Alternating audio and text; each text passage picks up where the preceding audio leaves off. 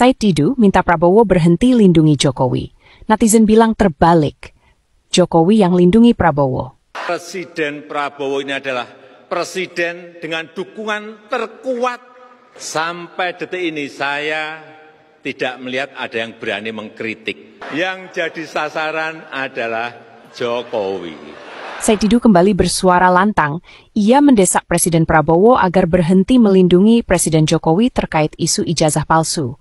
Dalam konferensi pers yang cukup panas, Said menyebut Jokowi sebagai raja bohong yang menurutnya dilindungi oleh aparat dan elit politik, termasuk Prabowo.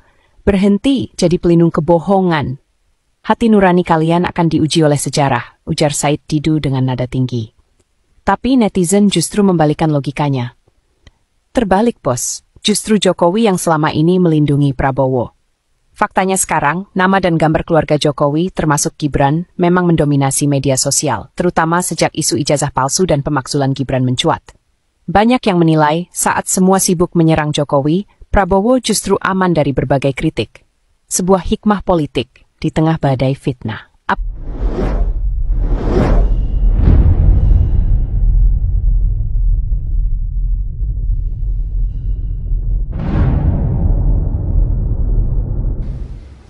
Saya kemarin nelpon Pak Husainuddin, kita harus ketemu, bangsa ini betul-betul harus diselamatkan.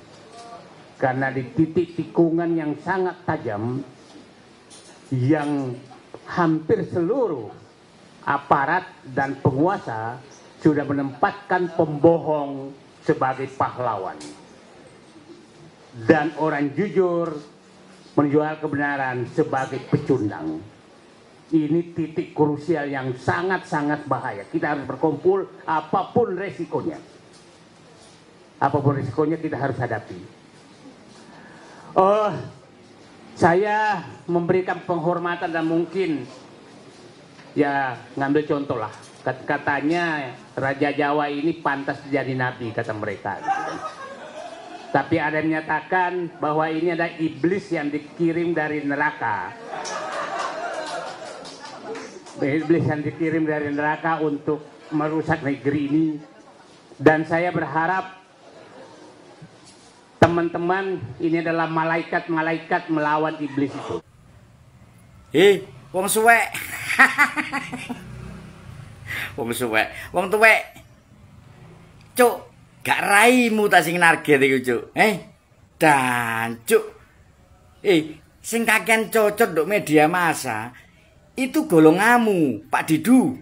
Pak Didu. Iku golongannya raimu, Cuk. Saya tidak membela Pak Jokowi. Saya juga tidak membenci kalian. Kami hanya mengamati apa yang terjadi antara kalian dan Pak Jokowi yang lewat di layar HP saya. Dan sing paling kakean cocot adalah golonganmu, Cuk. Mulai dari Pak Jokowi masih jadi presiden sampai sekarang wis pensiun pun jek mbok kuyo-kuyo karu-karuan. Dan Cuk, lu ngono kok iso nyalahno wong iku lho. Cuk, wis suwek. Suwek man. Wis tuwek. Gak ngrumangsani tuwek. Muga-muga padang dalane jembar kubure di sepuro dosa-dosa nih. Kalian itu jangan mencoba memutar balikkan keadaan. Ya. Itu akan menjadi bumerang bagi kalian semuanya. Kami ini sudah tahu. Orang mung penghuni Sor Sawu tok sing ngerti. Yang lainnya juga sudah banyak yang paham bahwa apa yang kalian lakukan sebenarnya itu mantan pejabat sing jarine dokter. Lho iso trimo dadi cecunguk-cecunguke wong sing duwe duit iki. Iya sih, tapi wong ancen dadi dokter ya gak duwe pasien. Dadi pensiunan Menteri BUMN yo diresapel. Dadi menteri yo diresapel. Artinya mereka bukan orang-orang yang berkualitas. Mereka bukan orang-orang yang patut untuk diberi tempat memegang kekuasaan di negeri ini agar menjadi maju, berkembang, makmur, peduli kepada rakyat-rakyatnya. Cuk, dawa temenan. Dadi du delogok njaran. Wis suwek. Tuwek ra ngerti tuweke. Terusno le. Sak pira kuatmu? Terusno. Saudara melihat seseorang bernama Said Didu. Saya seperti membayangkan seorang mirip makhluk berlidah cabang dua.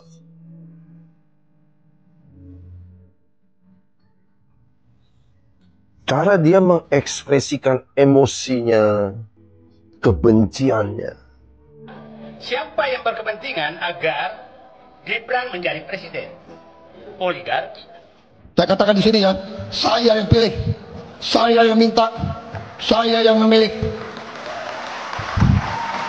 Baik dimulai dari kasus pagar laut Agwan yang begitu syarat dengan kepentingan pribadinya.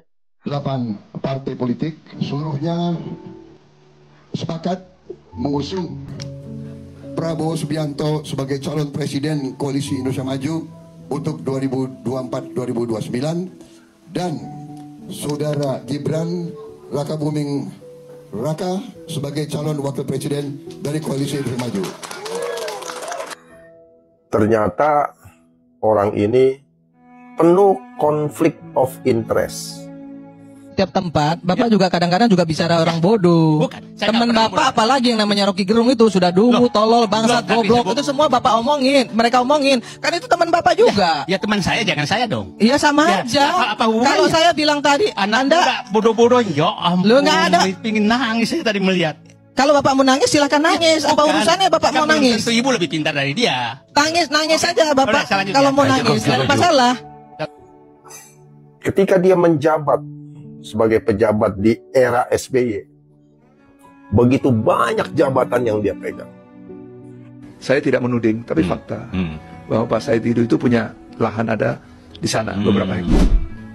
Itu ditawarkan untuk kita membeli. Nah, persoalannya adalah mungkin tidak ada kesesuaian harga. Karena memang orangnya ini punya tabiat yang sangat jelek. Seperti tadi saya katakan, dia itu mirip kadal ya, yang menjulurkan lidahnya, yang sangat tertarik dengan bau busuk. Jadi kalau dia mendengar aroma bau busuk, dia akan menghampirinya dan mengorek sampah itu dan menjadi sesuatu untuk bisa dikonsumsi oleh dia. Saudara, orang-orang semacam Said Didu ini ternyata banyak. Dan kita boleh bersyukur kepada Bapak Jokowi. Kenapa? Karena Pak Jokowi lah wajah-wajah asli dari para tokoh yang tadinya kita kagumi. Ternyata modelnya seperti kadal berbisa. Yang kalau kita pegang dan sentuh, kita itu juga ikut-ikutan jadi busuk. Betapa dia pintar merekayasa. Dan orang jenis yang model Said Didu ini ternyata banyak terlihat saat ini. Jadi saya berterima kasih kepada Bapak Joko Widodo. Karena gara-gara dia kelihatan wujud asli tokoh-tokoh di Indonesia yang tidak layak lagi sebenarnya dia berbicara, tapi masih berbicara. Jadi saran saya kepada Bapak Said Didu, kapasitas Anda, kualitas dan karakter Anda sama dengan teman-teman Anda yang lain. Ya, yang Anda sering kumpul-kumpul itu loh. Ya, Anda nggak bisa menampilkan sesuatu yang positif bagi bangsa ini. Jadi Anda tidak layak ketika Anda berbicara. Anda itu mengeluarkan bau busuk. Karena Anda itu seperti penyakit yang menyebar luas ke bangsa ini. Dablek itu.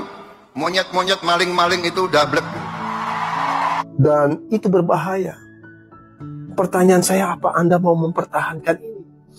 Bukankah Anda punya keluarga, anak, cucu mungkin? Ya, apakah Anda pernah memikirkannya?